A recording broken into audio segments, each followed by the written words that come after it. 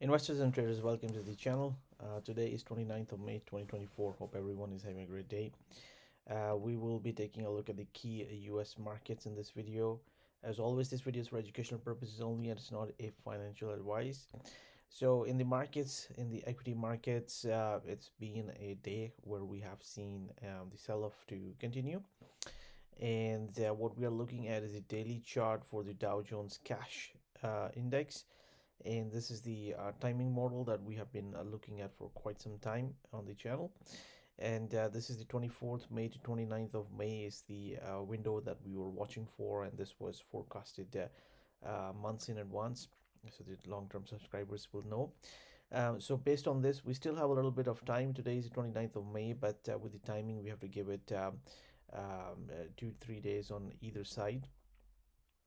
So we have the time to watch till the end of this week, in my opinion, and that should then give us pretty good idea if this correction is likely to continue and be a bigger correction, or whether what we're expecting is for this correction to end, how it will pan out. So we'll get a good idea pretty soon. While we are at the chart, one interesting development that has taken place is that you can see this is really a bifurcated market. Different indices are doing different things. ETFs are doing different things. The Dow Jones has been one of the weaker ones, and what it has done is through this sell-off, it has gone and completed this or filled this gap, which was left on the 3rd of May 2024, so the beginning of the month of May. So the price has gone and filled this gap. It's also between the 61.8% and 78.6% retracement. The 78.6% retracement is a little bit below at 38,137, and the price closed a little bit below the 61.8% retracement as well. So we'll come back to it more on the stock indices a little bit later, but we'll start by taking a look at the daily chart of dollar index. So the dollar index chart is really important because something really important happened today. And the subscribers who have been watching the channel will know that we were looking for the dollar to move lower because it's a double top formation here, and we had a double top right here as well. And 107 is a key resistance level. So the market actually had been closing below the 38.2% retracement of this swing high to this swing low for a number of days, but it just went right into the 200 period moving average, which acted as support. And we have seen today a really nice looking bullish bar for the dollar, which actually took out the highs of this bar from 23rd of May. So that is 105.04, and today is 105.085.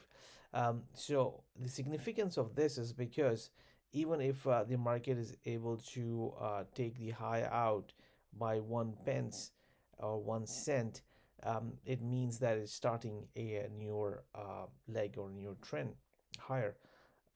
So this means the chances are that this market could do an ABCD 1-to-1 price projection higher. So strength in the US dollar. And if we bring in the ratios, then it also is coming very close to the 61.8% retracement. So 105.45 could be a level which this market could actually attempt to tackle. And a stronger dollar would mean basically it will have an impact on the gold, which we'll take a look at shortly, and also it'll have some pressure on the stocks as well, on the US stocks. Okay, so this is most probably what will the pattern that we should be watching because of a really strong looking daily candle formation today.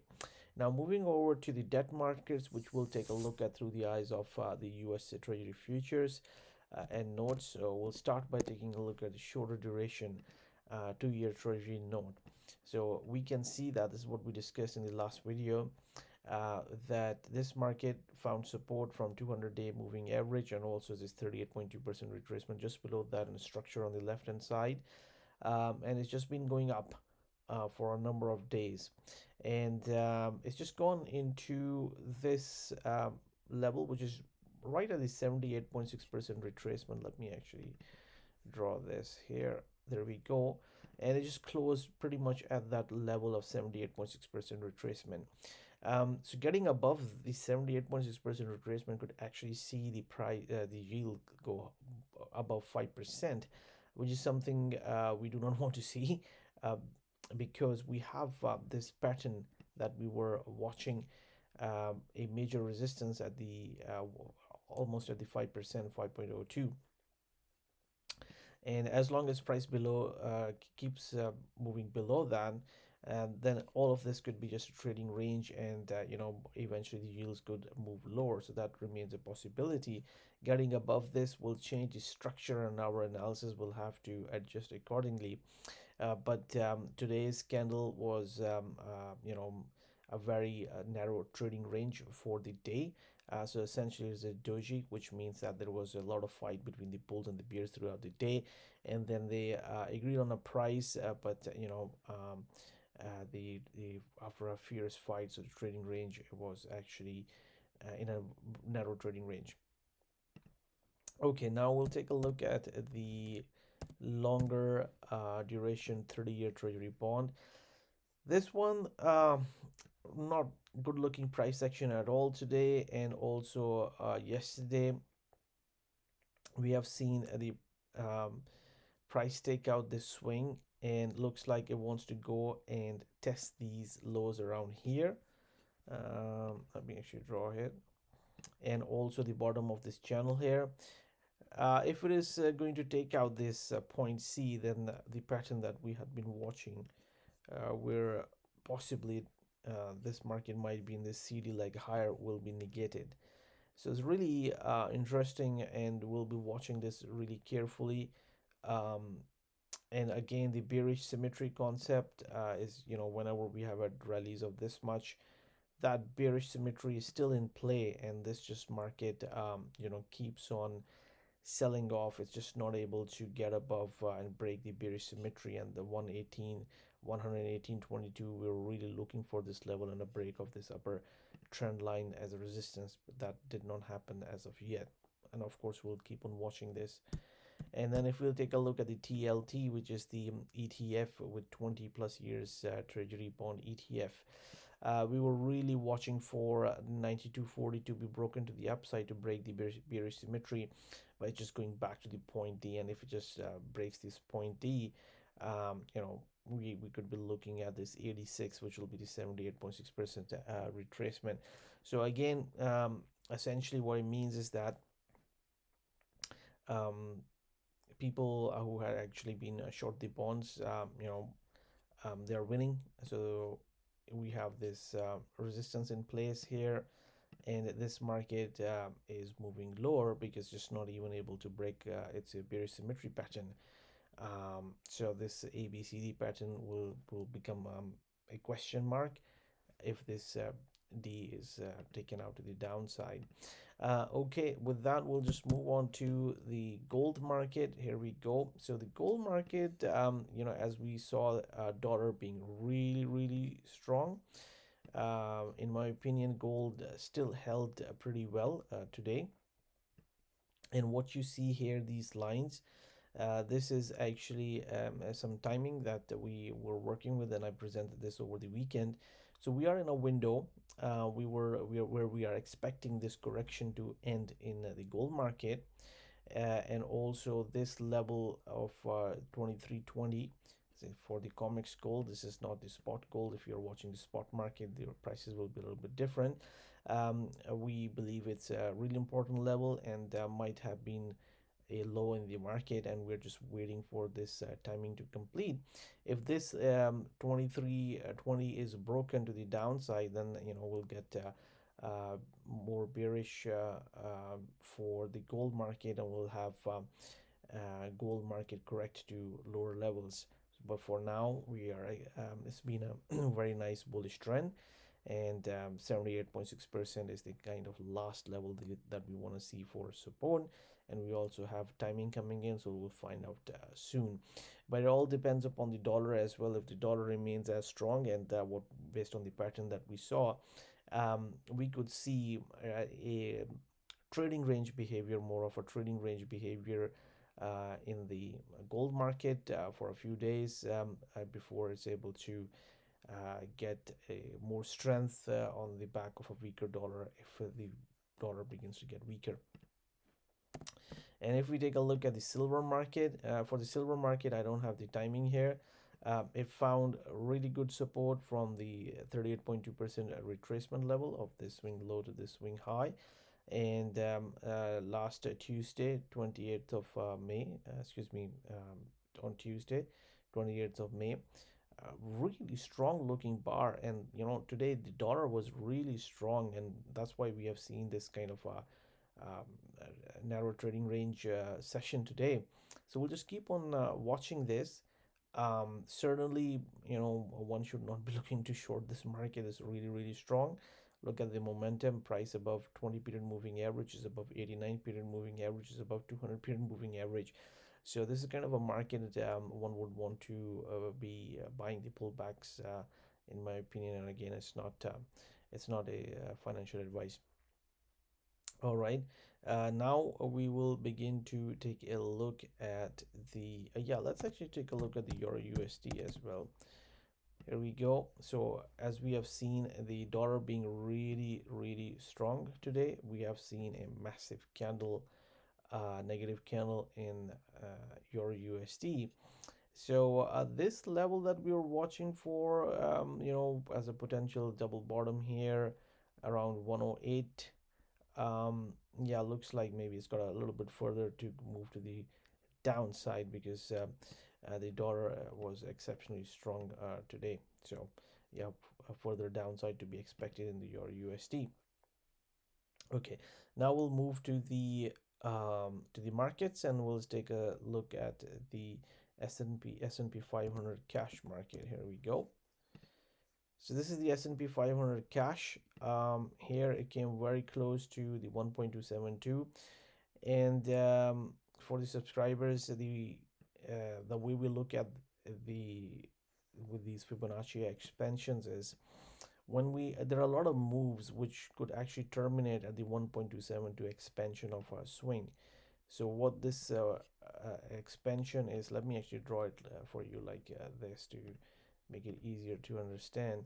So if we just take this swing, which was actually a corrective swing because the market had been going up, and we multiply that by 1.272, and in this video I'm not going to go into detail how we come to 1.272 what it is. I think I'll do a video about this, so it'll begin to make much more sense for newer subscribers. Then what we get is this 1.272, which is an expansion of this swing. A lot of time, a lot of swings terminate at this 1.272, and it doesn't mean that the market turns bearish, although it can happen, but it could also lead to a pullback in strong trending markets, and the pullback could move to a 23.6% retracement, or even to a 38.2% retracement. Now this has been an exceptionally bullish swing here. So we can see a pullback right to the 23.6% retracement, and which would also be testing the lows of last Thursday. This is what we are watching, and we can see that since last Thursday, or 23rd of May, it printed a really bearish bar, and the market has been just coiling inside it. But these are still fairly large trading ranges if you were to watch them on intraday basis in particular. But price still remains above 20 period moving average, remains above 89 period moving average, and then we have this trend line in focus as well. So of course the possibility remains that if there is going to be a further pullback, it can come down right to 38.2% retracement, where we have this trend line support as well. but the chances are maybe we'll find out soon, because we are entering towards the end of that timing period that we are watching. um, so maybe we just get a retest of the 23rd of May bar low, and also this 23.6% retracement. Okay, so now what we'll do is we'll move over to the ES, which is the S&P 500's futures E-mini futures chart. And one of the things about this market has been it's just really bifurcated market. It has remained in that corrective window from a timing perspective, ever since this actually this 1st of April timing came in. You can see the cash had actually gone and pretty much very close to the 1.272 expansion of this swing, but it hasn't the futures haven't done that. They have been they just took out these highs and just went into trading range, and we have seen a pretty big move lower, where the market actually lost 54 points, or it was down 1.01 percentage points. It's really sitting very close to the 20 period moving average, and right at the 23.6% retracement of this swing low to this swing high, and then testing this a low of last Thursday, 23rd of May. Below that, we have the 38.2% retracement and this trend line here. So yeah, really waiting for the price action and watching from the timing perspective and also the price level. The market seems to be at really key levels here. Now let's take a look at the Dow Jones, or just quickly show you. This is the cash chart, Dow Jones Industrial cash market, and it did take out the highs of March here. So that's one important point filled in this gap. We already discussed this one. And now if you look at the futures market, this is the E-mini Dow Jones. Here you can see that it did not take out the March or the April highs. Uh, um, so this is a double top formation here, because April high just briefly took the 21st March high out, but closed negative for the day. So it just went right into this gap, and then we have seen this rather sharp move lower. So what is really interesting is that this has gone right into this space, went below the 61.8% retracement, right at the 78.6% retracement, very close to that. So that's going to be the kind of the last support level that we would want to see for this swing. Um, if it begins to go below that, then chances are it's actually it's moving in this ABCD one-to-one price projection, and maybe it'll just go and complete the correction right at the 38.2% retracement. It'll be one of the first indices to do that. This is one of the scenarios that we were discussing when this whole correction started as beginning of the April. So really interesting. Maybe this pattern plays out. All depends how the price action will behave in the next couple of trading days, and whether the 78.6% retracement will hold. But usually when we have a confluence of two or more ratios of patterns that come together, that tends to be a a support, stronger support or resistance depending upon the situation. Now let's take a look at NDX. Okay, this is the NASDAQ 100 cash index. This one is really interesting because it went right exactly to the 1.272 expansion of this swing, and after that the market has just gone nowhere.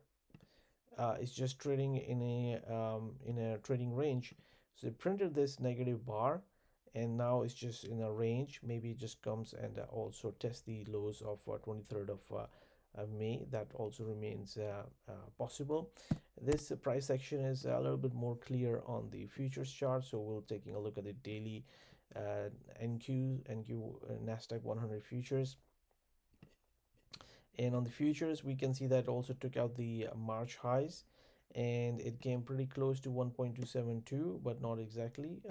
That's also fine, because sometimes the cash markets have a bigger influence. And what it is doing is we have seen a pullback, but this market still remains much stronger than the Dow Jones, for example. So it's really a interesting market. It's a bifurcated market. It's certainly not that easy to analyze for a technical analyst. That's why we like to watch all these markets and try to make sense of how the money might be flowing through the system. So uh, the challenge to the lows of 23rd of May remains a possibility. It will still be within a trading range. So let me try to draw a trading range for you. So this candle high, this candle low around here. And then momentum remains strong because the price is still above 20 period moving average, which is something which a lot of shorter term traders like to take a look at, and it's above the 89 period moving average. So watching this one, and yeah, there's a possibility the lows of May 23rd also get tested. Okay, so we will now take a look. Yeah, let's also take a look at the QQQ. So this is the ETF, Invesco QQQ Trust series, right at the 1.272 expansion. So let me draw it for you like this, and then just market enters a trading range. Okay. So maybe goes and tests the lows of last Thursday. And last but not least, Russell 2000. So Russell 2000 has been a weaker one. We spoke about it in the videos before. Dow Jones has also been weaker one, but if you look at the price action looks a little bit stronger than the Dow Jones. It also lost minus 1.41%, or about 30 points. And the other really key thing to note is that it also broke the 38.2% level, which was acting as support.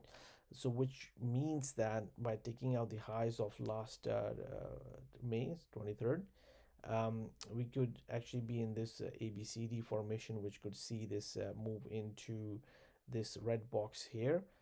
With the 61.8% with a possible good support level coming around the 2000. And yeah, the other thing is this this is something that we were talking about, that this market kept on closing below the 78.6% retracement, and just went into a trading range, broke below the lows of 15th of May, and that's when we saw this extended move, and now a continuation by taking the lows of 23rd of May out. So yeah, let's also take a look at the IWM, which is the ETF. This actually went a little bit above the 78.6% retracement, but it wasn't able to close above it on a consistent basis, and we have seen a bigger move down. It's really sitting at the 89 period moving average now, and yeah, the maybe it's also able to it's in an ABCD kind of formation, just like the futures. So here, and yeah, it can also target this region. That also remains a possibility, but this 89 period moving average is also a possible support, not a very strong support, but minor kind of a support. So again, we'll be watching for the price action. So really bifurcated kind of a market, different markets doing different things, different ETFs doing different things. It's one of the things and one of the themes that we had also mentioned and talked about, that as we went through this corrective period per hour timing for the correction, we were likely to see this kind of a behavior from the market. Um, there is one more date, which is actually not based on the Fibonacci timing model, but it's based on our low to low cycle. But we'll speak about it later on. That key date also comes around the 23rd of June, I believe, roughly from the memory. So that's just putting out there for now, but we'll have a video done, and we'll speak more about it then. So thank you very much for watching the video. Good luck, good trading, and have a very nice day. Speak to you guys soon.